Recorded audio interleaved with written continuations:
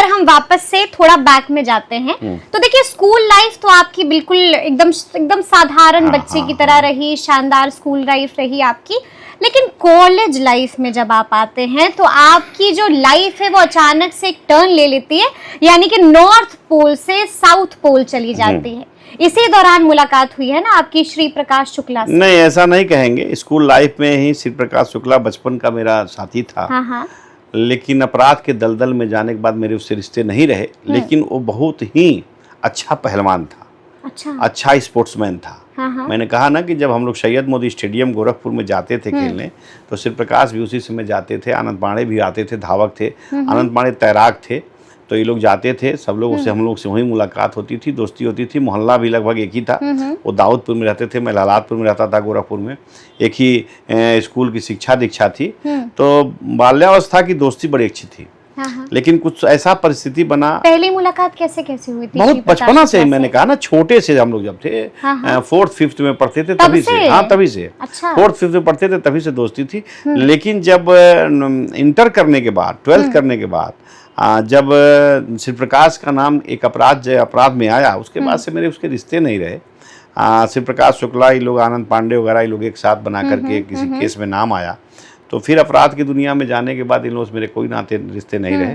लेकिन हाँ, कभी कभार मुलाकात कहीं हो जाए, पगडंड कहीं किसी रास्ते पे किसी कोने में, तो जरूर कभी हालचाल हो जाता था कि क्या हो, कैसन बाड़ा, तो हम ठीक बाणे, बस यही रास्ते ने हमरे अपराध से श्री प्रकाश। आपको मालूम है ना कि आपको श्री प्रकाश शुक्ला का राइट हैंड कहा जाता था? अब राइट हैंड कहिए, लेफ्ट हैंड कहिए, मैं तो ना राइट हैंड रहा ना लेफ्ट हैंड रहा, एक बेस्ट फ्रेंड रहा, बहुत अच्छा दोस्त रहा। श्री प्रकाश बहुत अच्छा दोस्त हम लोग थे। हाँ। मैं इसको डिनाई नहीं करता, लेकिन अपराध चलती हाँ, बिल्कुल, थी आपकी, आनंद पांडे और श्री प्रकाश शुक्ला। आनंद पांडे और श्री प्रकास शुक्ला जिस्म 3 थे लेकिन जान एक। अभी भी स्वीकार करते हैं? हाँ, मैं कह रहा हूँ, बहुत मैं बहुत ईमानदारी के साथ इस बात को कह रहा हूँ। जिस्म 3 लेकिन जान एक। लेकिन अपराध के दलदल में फंसने के बाद श्री प्रकाश शुक्ला और आनंद पांडे से मेरे कोई रिश्ते नहीं रहे।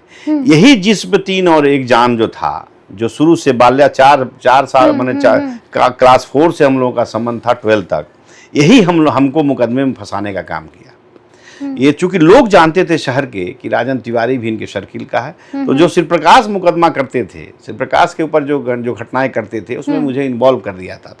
लेकिन अपराध, मैंने कहा ना कि अपराध जगत में जाने के बाद मेरे कोई रिश्ते नहीं थे। अगर श्री प्रकाश के साथ मेरे रिश्ते रहते तो श्री प्रकाश का एनकाउंटर 98 में हुआ, तो उनके साथ सुधीर त्रिपाठी और अनुज सिंह मारे गए, श्री प्रकाश 3 लोग एक साथ मारे गए। तो मैं भी मारा जाता।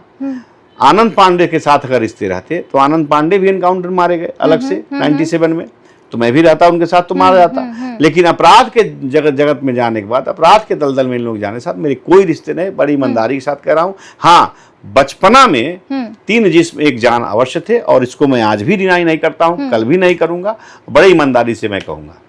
मैं आपको सुन रही थी और आपने एक इंटरव्यू में ये भी कहा था कि अगर श्री प्रकाश शुक्ला इतना बड़ा गैंगस्टर नहीं होता तो वो एक गोल्ड मेडलिस्ट होता, पहलवान होता, हिंदुस्तान का नाम रोशन करता, भारत का नाम रोशन करता। 100% में कहा। और जिस लाइन में भी था, बड़ा बहुत आगे गया। पहलवानी की लाइन में जब तक था तो बड़ा अच्छा पहलवान था। उसके गुरु भौरिक यादव जी थे। और जब अपराध की जगत में गया तो बड़ा नाम बनाया। और आज कई लोग चैनल पे, सूरजभान सिंह थे, मेरी बात सुनिएगा, कई लोग चैनल में आकर के आज श्री प्रकाश के विषय में कहते हैं। कोई कहता है कि मैं श्री प्रकाश को दौड़ा लिया पिस्टल लेकर के, कोई कहता है कि मुझसे एक बार इलाहाबाद का कोई एक नेता है, वो बोल रहा था कि मुझे श्री प्रकाश से मैंने डायरेक्ट चैलेंज कर दिया था। तो मैं जहां तक श्री प्रकाश को जानता हूं, किसी की मां ने इतना दूध नहीं पिलाया था कि उस व्यक्ति को उसके मुंह के सामने या टेलीफोन पर इतनी बात कहने की हैसियत रख दे। कोई बोल भी वो नहीं बहुत ही डेयर वाला लड़का था। वो जो करता था बड़े डेयर डेविल के साथ करता था। तो इतनी हिम्मत कहाँ से आती थी? भगवान जाने। हनुमान का भक्त था, हनुमान जी का पुजारी था। बचपन से पहलवान था, पहलवानों वाली बुद्धि थी। जहां अकड़ गया तहां अकड़ गया। जितने झूठ बोलते हैं ये लोग मोबाइल में मरने के बाद, इंसान के विषय में, मरे हुए इंसान के विषय में, ये सब झूठ बात बोलते हैं। उसके सामने बोलने की हैसियत किसी की नहीं थी, जहां तक मैं जानता हूँ। जो लड़का बाल्यकाल अवस्था में किसी की बात बर्दाश्त नहीं कर सकता था, वो जब उतने लेवल पे जाएगा तो वो किसकी बात बर्दाश्त कर लेगा? किसी है?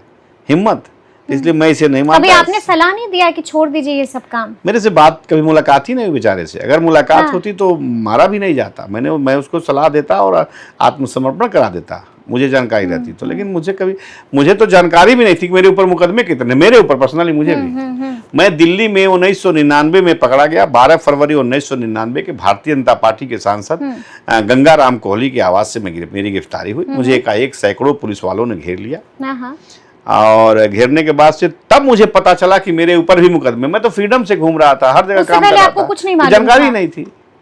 एक बार तो आपको भारत और नेपाल के बॉर्डर के पास से भी बहुत लास्ट में गिरफ्तार किया गया। वो तो राजनीतिक साजिश के तहत बड़े नेता, बड़े घड़ियाल चाहते थे कि मुझे खत्म करा दें, लेकिन कहे ना जाको राखे साइया मार सके ना कोई। तो उसी वाली हिसाब थी। पकड़े गए, 2 महीना में बाहर आ गए, केस भी खत्म हो गया। कितना मुकदमा है अभी आपके ऊपर? कोई मुकदमा नहीं है, एक भी मुकदमा नहीं। जिस तरह ये सफेद मेरा कुर्ता है ना जी, उसी तरह मेरा सब कुछ सफेद हो चुका है। मेरे ऊपर कोई मुकदमे नहीं है। जितने मुकदमे फर्जी लगाए गए थे सारे मुकदमों से बेदाग साबित हुआ। न्यायपालिका ने मेरे साथ न्याय किया। मैं भगवान को, न्यायपालिका को बहुत धन्यवाद देता हूं और मैं उनको बहुत शिद्दत के साथ उनको प्रणाम करता हूं कि आपने नेक दिल इंसान के साथ इंसाफ किया।